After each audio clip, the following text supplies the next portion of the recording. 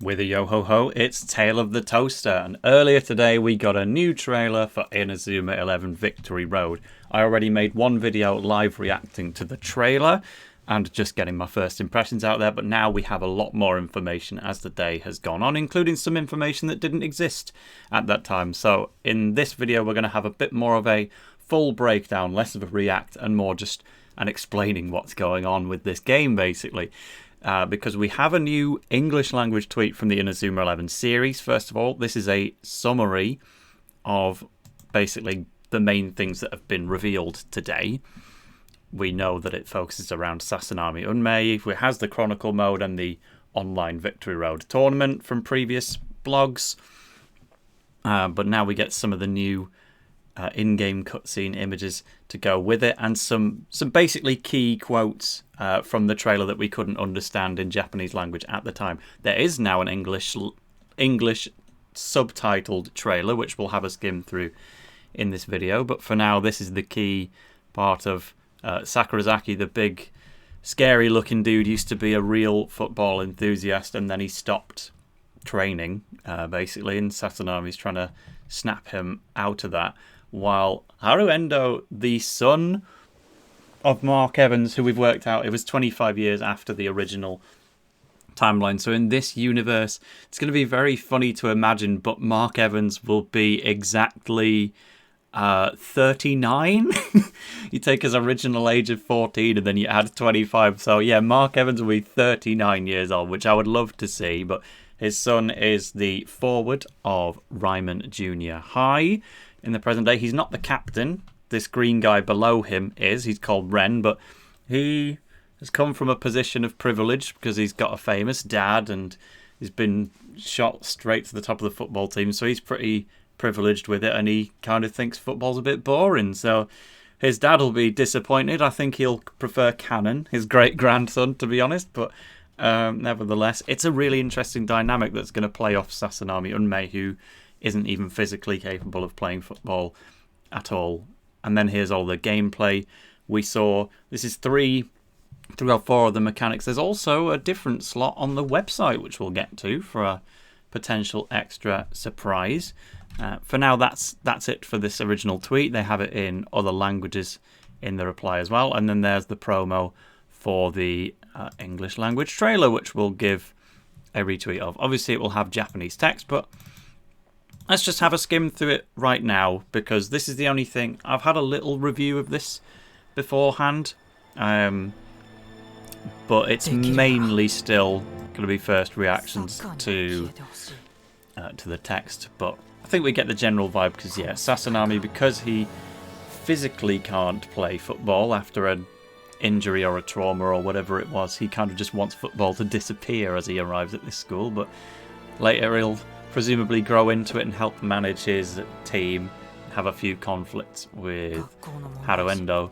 For now, Joji Sakurazaki is a second grader and he's seen as a troublemaker, but he's not inherently a bad guy. He does a lot of training to get better at football, even though this school doesn't actually have it.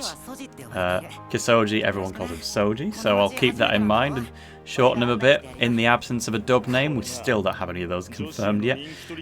This clown just wants to get the girl's attention by juggling, which is an interesting dynamic, because the main thing I need as a fan is to be able to tell Sakurazaki and him apart more. They're obviously different designs, but they're both big scary looking dudes who are a bit ambiguous in their intentions. There's his front facing, but I can do that right now in the video, but he's specifically a baseballer and they're fighting for the pitch. This guy could be a better twist villain, to be honest, because he's not outwardly evil, but he could still definitely present that way, but he won't be. We don't need another twist villain in this series. But now Ryman are going for their first match, which I believe is going to be against Nagamahara, the new protagonist team. It was said in a blog, but all caps. Don't you think football is a bit boring? Says Mark Evans' son. It's a fun angle. And before I realised there was someone waiting for me, so this is, I guess, the summary of the first few events. That reminds me of so many, like, anime movies. I just want to walk through it. Okay, so what we're reading at the moment is translations of T-Pistons' new song. It's interesting that they are crediting the song as being T-Pistons, because the vocalist has always been Ton Nino for all Inazuma seasons, but for Aries and Orion, it wasn't technically T-Pistons, it was a band called Pugcats, which is the vocalist Ton Nino from T-Pistons, and then also somebody else who was essentially duetting with him on all songs, and then it was also T-Pistons plus KMC for Season 2 right up to Go Galaxy. That was like an extra rapper they had in the group who isn't a part of it anymore. But yeah, by putting Ton Nino at the forefront of the vocals and having no KMC, this counts not as a Pugcat song, not as a T-Pistons and KMC, not a Ton Nino solely, it's just a T-Pistons song. And considering how many covers of those I've been releasing on YouTube lately with Deleuze, it's teaching me a lot about Japanese pronunciation. That's good. This move is called Spring Thunder, as the trailer is now revealed, which goes surprisingly hard. Like, they could, even if they were going to come up with dub names for moves and characters in English, they should definitely be keeping that one. That sounds great. I don't know why they didn't reveal it earlier, because they kind of implied it would be a spoiler of some kind, and I don't really get that. But let's get some translations on these cutscenes. A great voice acting, of course. Hino was very proud of who he was able to choose for it. He never missed a day of practice. He was the soccer freak more so than anyone else. And yep, iOS and Android. PS5 is a good logical decision, because what Hino wants to do with this game is give it a lifespan of about 5 years and keep updating it with content and tournaments, have you keep playing along. So it does need to be on a console that will actually survive that gap. Maybe it's time I got a PlayStation, to be honest, because the Switch will be replaced long before this game's kind of done and dusted. But that's the English trailer. We also had the development blog, which dropped right at the start of the day, but I basically missed it. But we'll skim it for the important bits, because essentially Unmei is a really different angle on a protagonist. They've had 3 protags in a row in the Inazuma series where it's just a happy-go-lucky guy who wants to spread the joy of football, and this is finally a break from that. And thank God, honestly. Even by Inazuma 11 Go, I was thinking, I hope they do something really different with the protagonist this time. And then they didn't. And then, well, he was different in his own way, but he was still that same kind of guiding light guy. And then Sonny Wright did even less to expand upon that. But this will be a completely different angle, which we appreciate. He'll have some troubles to overcome. While Haruendo, will he come to love football in the end? Well, Canon Evans has to come from somewhere. This guy is, at the end of the day, also a grandfather in his own time. Unless Mark's got another child that we don't know about. He can't technically write off that possibility. But yeah, he'll obviously be very talented. It's just lack of passion that he'll have to overcome. They auditioned over 35 people for the voice acting roles, and was getting a bit stressed with it, thinking he was going to have to give up, but eventually the perfect voices walked through the door, and they will be introducing themselves at Tokyo Game Show, which I'll be looking forward to. The new T-Pistons song is called Smile is the Goal. We don't, I believe, have a full version of this yet. We can only hear it in the background of the trailer, but I'm going to try and work with Deleuze and see if we can get a cover of that out straight away on my channel. We'll have to learn it from scratch, but I'm really looking forward to hearing that full song drop, hopefully in the next couple of days, and then I'll just learn it, because cool, we've got a new song after all this time. This image focuses around what you can do in any given scenario with the buttons. Essentially, you're limited by the moves. You have 2 slots for a move and 1 just for a general pass or volley or whatever the generic action is. We'll get to that more thoroughly when we look at one of these tweets in another tab, because we've got translated versions. This part was fascinating to me because the story is set in Nagasaki, Tokyo. Not Tokyo. That specifically, it's not in Tokyo. It's in Nagasaki, Japan. In fact, if you want to see whereabouts that is, that's just, yeah. So we're all the way down here on its own separate island. So when they have a match against Ryman in the story, they've got to go all the way over there. And Hino talks about because they have different accents on that island or different dialects in the real world, he wanted to try and incorporate that into the game. That, of course, would never carry across to the English release of the game. We just wouldn't understand how those dialects work. But he's comparing it to Season 2 a little bit here, how he wanted to do a bit of that originally and felt that he couldn't. But obviously the English dub of that game went insane with the dialects and gave every single area a different way of speaking. And so the fact that even in the Japanese source material it was a consideration is great, even though they had to decide against it in the end, is what they're saying. This imagery is moving me. It's so level 5. That you can see the outline of Nagasaki now, having just looked that up on a map. Making me think a little bit of Your Name, the anime. Oh, Sazanami just gets inserted into every image. It's a bit of a Where's Wally kind of thing. There he is again. Find Sazanami. The last scene, this is the most, perhaps, in-depth Hino has ever gotten with what he's telling us as a writer, because he always writes the scenario. And you mainly think of him as like a director type thing, the guy who keeps everyone in charge, but he does do all the writing at the end of the day. And some of his stories can be quite simple, like Ares, for instance, or the first couple of Yokai Watch games, but the guy can do a serious story when he wants to. Like all the Professor Layton games, he shouts out the third one in particular with its very famous plot twist. And I'll always say, no one could come up with the story of Inazuma 11 Go Chrono Stones. Whether you like it or you don't, to even be able to come up with that in the first place means you are one hell of a writer. And he's basically saying that this one isn't necessarily over the top, but he's really pleased with it, and he's particularly looking forward to people experiencing the ending. He says in his own words, "I'm sure the last scene will make you groan," which is a bit of a rogue way to put it. But he wants to create some surprises, and this is what I care about the most at the end of the day, the story mode of the game. So I'm pleased to know it is truly something he is satisfied with, and something that I will almost certainly enjoy a lot. Finally, with the release date, he's basically implied that the game is going to be delayed again, and honestly, thank you for that. We've talked in previous blogs about how they're trying to add fighting spirits into at least the Chronicle mode, for instance, but they don't have time to put in armorified fighting spirits or totems, souls if you prefer.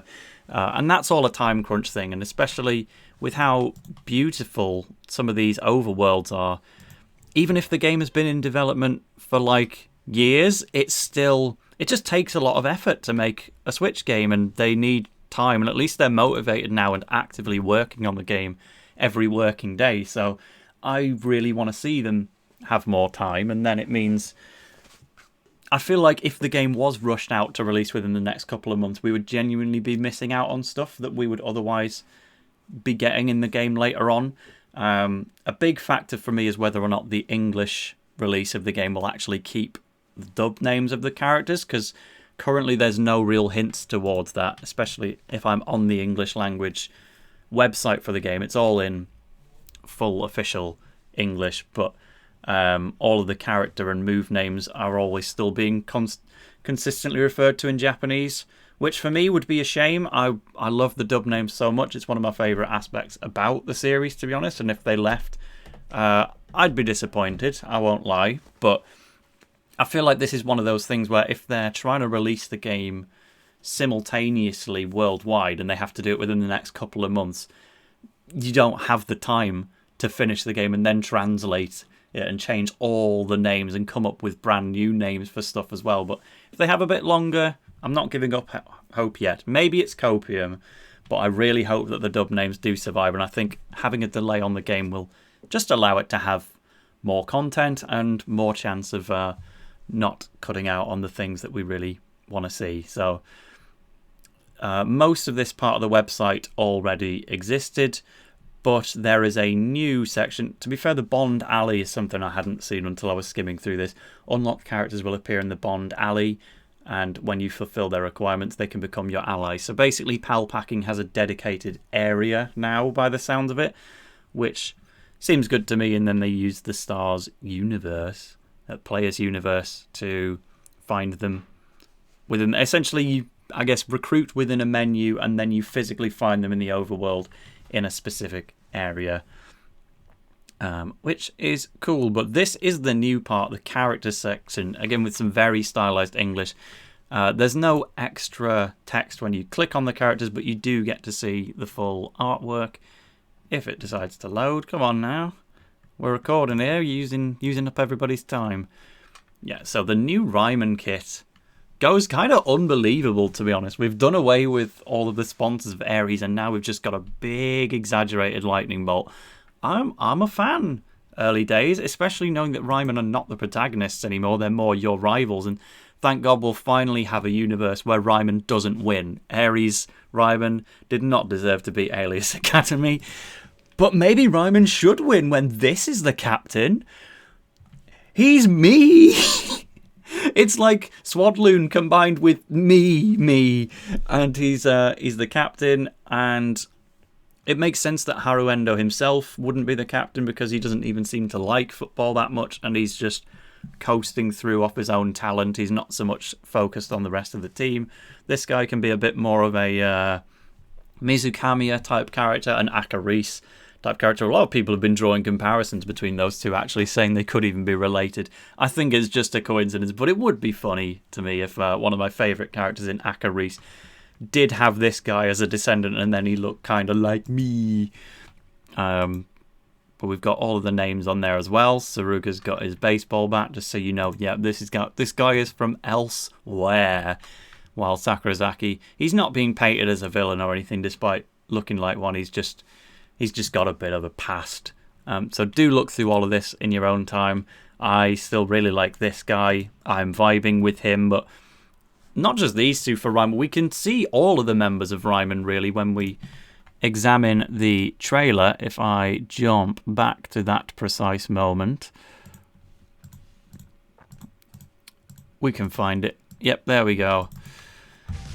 Let's have a proper look at all of these characters, because we've got Shades Dude, nasty looking fella, tired lass.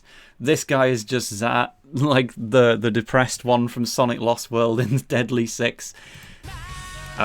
This guy, he couldn't be, but he looks to me like a descendant of Adekebe, and no matter what, I will be giving him a Geordie accent in my Let's Play of the game, because the similarities to Adekebe, coincidence or otherwise, are enough for me to keep the accent alive, because I don't want to drop that when Adekebe himself just drops out of the whole place.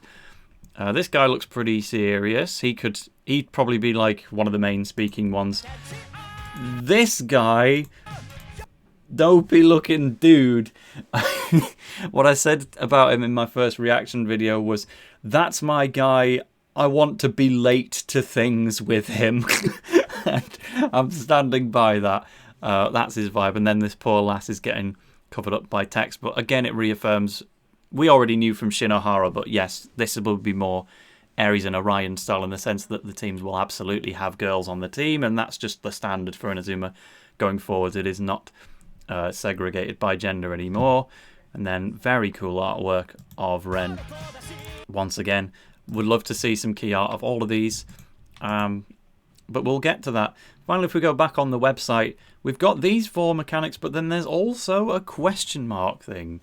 So it's not talking about overrides, fighting spirits, totems, or anything like that. Will there be a new gimmick? We don't need one, but there's clearly something they're keeping in reserve. So we will keep our eyes peeled. And again, shout outs to Mappa for making the really detailed animations.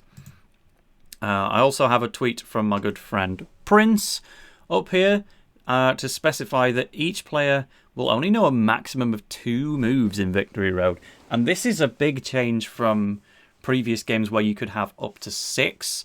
And I'm kind of vibing with it because the whole idea is to make special moves more special. You don't want one forward who can do the whole match for you.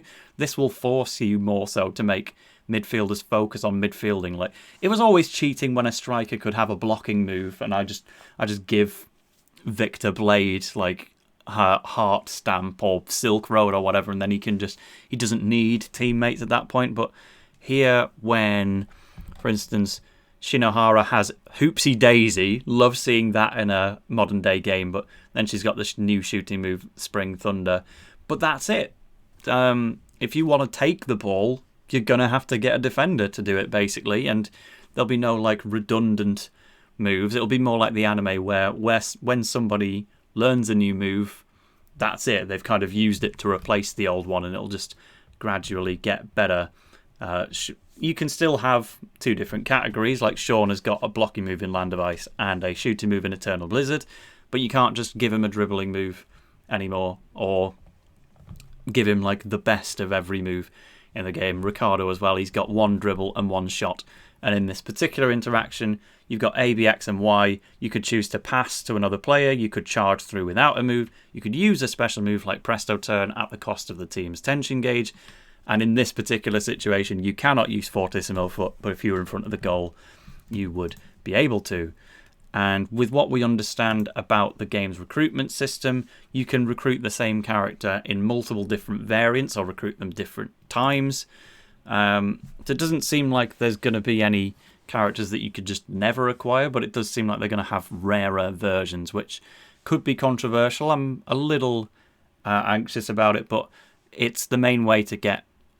Mark Evans has over 30 Hisatsus in the Inazuma series. They couldn't even attempt to cut it down to 4, so just having lots and lots of Mark Evanses with different moves and making you choose your favourite of those is a nice vibe, and it means, you know, you could get an early game Mark Evans maybe who's just got God Hand, and then you could also have a late game Mark Evans who's got Diamond Hand or whatever, and it doesn't mean he's either strictly good or bad. You could have good and bad Mark Evanses, just to say you can use a character at any point in time. This is JP as well as a defender, but I'm sure he'll have a goalkeeper variant, and all of these colours are kind of corresponding to the rarity of their move. Like, this is a purple mark on the right, and then there's an orange one on the left, and you'll have different moves based on which one you have. Lastly, there is a thread from one of the Inazuma 11 Discords, just to recap everything that was in that initial trailer if we haven't covered it already. So we've got, you know, Ren being the captain. We've got scout characters from the Wild Society, which is this. You can see a few Inazuma KMC characters. There's the collection of villains in a final boss type team of the Chronicle mode. We've got everyone's in the taller Ares art style now, and like for Bash Lancer it's a little bit weird. For Yurika she's the same. Simeon getting so much taller is very odd, but it'll feel more natural when we get tall Arian as well. Aphrodite has of course already been in Zeus, in Ares and Orion, and he looks great. This new art of Zine is superb. Apparently the kit's a little different, whereas, you know, the alias orb has maybe moved and the limiters have stayed on. Dragonlink guy, Senguji, he looks the same, but thankfully we now finally have high quality artwork of him from a game that I can actually use, because his in-game art from Go is pretty much inaccessible online. Hector Helio was always really tall. He was like weirdly tall in Season 3, actually, so that makes sense. But then Ozrog, he was the opposite. He was comically short in Go Galaxy. He looked so unthreatening when he was in conversations with Axel Blaze, because he was like half his height. He was trying to keep to the same height as Arian. So Ozrog has absolutely had a glow up in this game's art style, and I can't wait to take him on in a potentially final boss type scenario within that competition route. Obviously, it's not a competition route now, it's Chronicle mode, but you get what I mean. And there's Banda again, making a nice appearance. This is all Sunny Wright gets in this particular update. Confirmation of Spring Thunder, and what we knew before. Mark's stats have been directly carried across from Go Galaxy. And we've already seen in other trailers that a lot of the goal celebrations have been ported from Go Galaxy. So I think a lot of the game is just going to be uniform with what was in that. And considering there's 4,500 characters in the game, they're all being represented. Yeah, you don't want to rebalance them from scratch. Just copy it across. Galaxy's stats were balanced enough. And you're more going to balance the game now by limiting characters to having only 2 moves and making forwards and midfielders and defenders slightly more valuable. And Spirit big moves won't be dominating the game, we hope.